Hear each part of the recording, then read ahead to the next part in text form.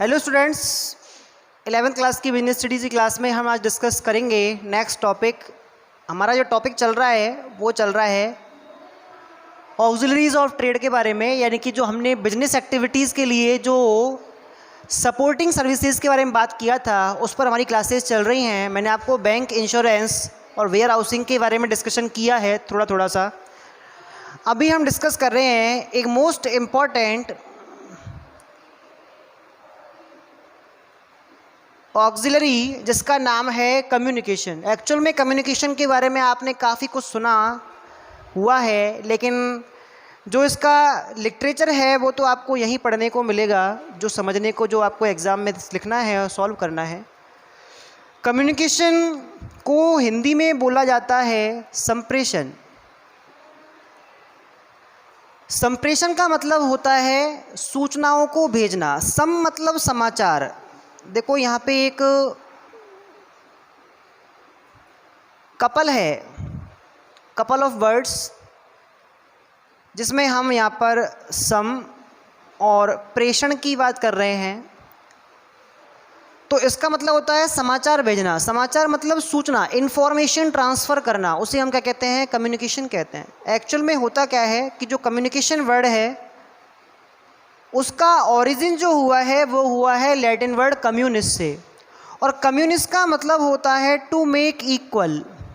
To make equal, to make equal का मतलब होता है समान बनाना। अब क्वेश्चन ये, किस चीज़ को समान बनाया जा रहा है? तो आंसर है अंडरस्टैंडिंग को। अंडरस्टैंडिंग अगर मान लो आपकी इक्वल हो जाती है तो हम ये मानेंगे कि आपका कम्युनिकेशन कैसा हो गया? कंप्लीट हो गया। कम्युनिकेशन को हम डिफाइन कैसे करेंगे? तो हमारी जो डेफिनेशन रहेगी सबसे सिंपल, सबसे छोटी, वो रहेगी टू एक्सचेंज इंफॉर्मेशंस,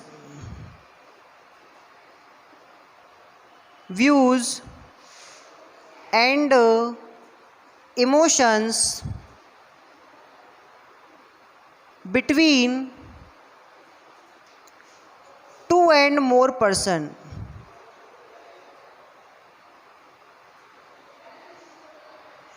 यानी कि दो या दो से ज़्यादा लोग जब एक्सचेंज करते हैं, एक्सचेंज का मतलब होता है देना लेना, आदान प्रदान करना। और ये आदान प्रदान किसका? इंफॉर्मेशंस का, व्यूज़ का एंड इमोशंस का। यानी कि मैं अपनी कोई बात जब दूसरे से बोलता हूँ या वो दूसरा व्यक्ति मुझसे बोलता है, मुझे बताता है, मुझे सुनाता है, तो ये जो आपका काम है ये क्या माना जाएगा? कम्युनिकेशन माना जाएगा। मैं कम्युनिकेशन के थ्रू ही अभी आप लोगों को पढ़ा रहा हूँ, तो ये भी कम्युनिकेशन के अंदर ही आएगा। लेकिन यहाँ पर जो कि अपनी ऑनलाइन क्लास चल रही है इसको हम वन वे कम्युनिकेशन कहेंगे, क्योंकि यहाँ पे आप इस क्लास में अभी मुझे आप डायरेक्ट क्या नहीं कर सकते? फीडबैक नहीं दे सकते। तो कम्युनिकेशन जो होता है वो वन वे भी होता है और टू वे भी होता है।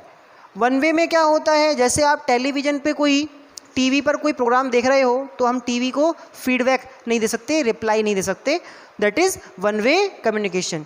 लेकिन अगर हम भाई मोबाइल किसी को कॉल पे कुछ बात कर रहे हैं तो उधर से भी हमें मैसेजेस आ रहे हैं, हम उनको मैसेजेस भेज रहे हैं, तो यहाँ पे ये टू वे या डबल वे कम्युनिकेशन में काउंट होगा। क्लियर? अब कम्युनिकेशन जो होता है इसमें आपको ये डेफिनेशन समझ में आ चुका है कि हम किसी को भी अगर मान लो अपनी इन्फॉर्मेशंस दे रहे हैं, अपने व्यूज़ के बारे में बता रहे हैं कि हम क्या सोचते हैं, इसके अलावा हमारी इमोशंस को बता रहे हैं, तो आपका क्या माना जाएगा? वो कम्युनिकेशन के अंदर काउंट होगा। क्लियर? अगर हम बात करें यहाँ पर कि कम्युनिकेशन करने के लिए किन चीज़ों की ज़रूरत पड़ती है, तो सबसे पहले तो हमको ज़रूरत पड़ेगी एक सेंडर की। यस, यहाँ पर देखो जो आपके पार्टीज़ होती हैं वो होती हैं आपकी दो, इसके अंदर मिनिमम कितनी होती हैं? दो पार्टीज़ होती हैं। एक तो होता है सेंडर और एक होता है रिसीवर। रिसीवर कौन होता है? जो इन्फॉर्मेशन को रिसीव करता है। सेंडर कौन होता है? जो इन्फॉर्मेशन को भेजेगा। मतलब हम ये कहें अगर सोर्स ऑफ इन्फॉर्मेशन क्या है तो हम सेंडर बोलेंगे। क्या बोलेंगे? सेंडर। क्लियर? इसके अलावा सेंडर के बाद होता है एक मैसेज। मैसेज को बोलते हैं संदेश। यस, अकेले सेंडर के होने से कुछ नहीं होने वाला। सेंडर के माइंड में एक थॉट होना चाहिए, एक मैसेज होना चाहिए। वो मैसेज क्या करना है? हमें ट्रांसफ़र करना है। अगर मान लो सेंडर के माइंड में कोई मैसेज ही नहीं है तो वो क्या ट्रांसफ़र करेगा, कम्युनिकेशन नहीं हो पाएगा। समझ में आ रहा है आपको? तो इसलिए हम ये मान रहे हैं सबसे पहले एक सेंडर होना चाहिए, फिर एक मैसेज होना चाहिए, क्लियर। और मैसेज के बाद हमको रखना है यहाँ पर एक मीडियम। यस भाई, आपका जो मैसेज है वो किस मीडियम से आप ट्रांसफ़र करने वाले हो। मैं अपने पूरे के पूरे सिलेबस को या आपका जो भी मैं टॉपिक पढ़ा रहा हूँ उसको मैं by voice, yes by voice में आपको ट्रांसफ़र कर रहा हूँ, तो ये वॉइस क्या हो गया, मीडियम हो गया। क्या हो गया, मीडियम हो गया।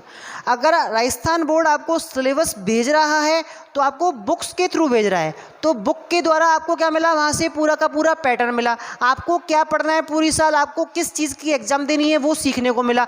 ये सारा का सारा जो पैटर्न है वो बुक आपका क्या मानी जाएगी, मीडियम मानी जाएगी। बुक के मीडियम से जो राजस्थान बोर्ड है उसने हर स्टूडेंट को ये बताया कि आपको इस स्टैंडर्ड में, इस क्लास में क्या सीखना, समझना, पढ़ना और उत्तर देना है। क्लियर समझ में आया क्या?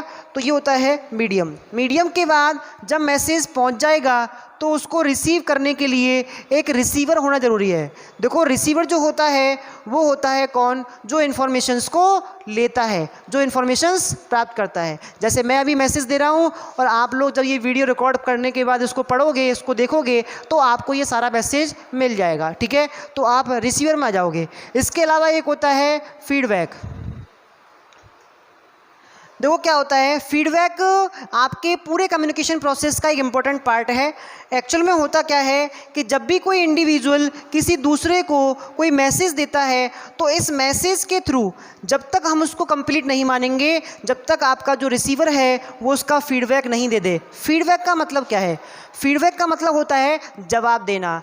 अगर मान लो सामने वाले को मैसेज समझ में नहीं आया, उसने जवाब नहीं दिया और हम अपना मैसेज दे चुके हैं, बता चुके हैं, सुना चुके हैं, तो कम्युनिकेशन पूरा हुआ, इस चीज़ को लेके हमारे माइंड में डाउट रहेगा। और कम्युनिकेशन को सक्सेसफुल बनाने के लिए ज़रूरी है कि जो आपका रिसीवर है उसका फीडबैक आपको मिले। फीडबैक का मतलब जो है उसका मतलब ये होना चाहिए कि हाँ कंप्लीटली रिसीवर को वो मैसेज समझ में आ चुका है और जो हम उससे एक्सपेक्ट कर रहे थे आंसर की, वो आंसर भी आपको मिल जाए। क्लियर? तो ये 5 जो टॉप मोस्ट फैक्टर्स हैं, जो मेजर फैक्टर्स हैं किसके, कम्युनिकेशन के, उनके बारे में आपको समझ में आया है। सबसे पहला है सेंडर जो इन्फॉर्मेशन देगा, एक मैसेज है जो मैसेज सेंडर देने वाला है, एक होता है मीडियम जिस मीडियम से हम मैसेज को रिसीवर तक पहुंचाएंगे, एक होता है रिसीवर, वो रिसीवर होता है जो इन्फॉर्मेशंस को कलेक्ट करता है, जो इन्फॉर्मेशन को लेता है, और एक होता है फीडबैक। फीडबैक का मतलब होता है according to communication expectation. Sender को रिसीवर से क्या मिलना चाहिए, एक आंसर मिलना चाहिए, एक फीडबैक मिलना चाहिए, जिससे हम ये पता लगा सकें कि जो सेंडर ने मैसेज भेजा था वो सही रहा या नहीं। क्लियर? तो इस तरह से आपने कम्युनिकेशन का सिंपल इंट्रोडक्शन पढ़ा। नेक्स्ट क्लास में डिस्कस करेंगे हम आगे दूसरी बातें। Thank you.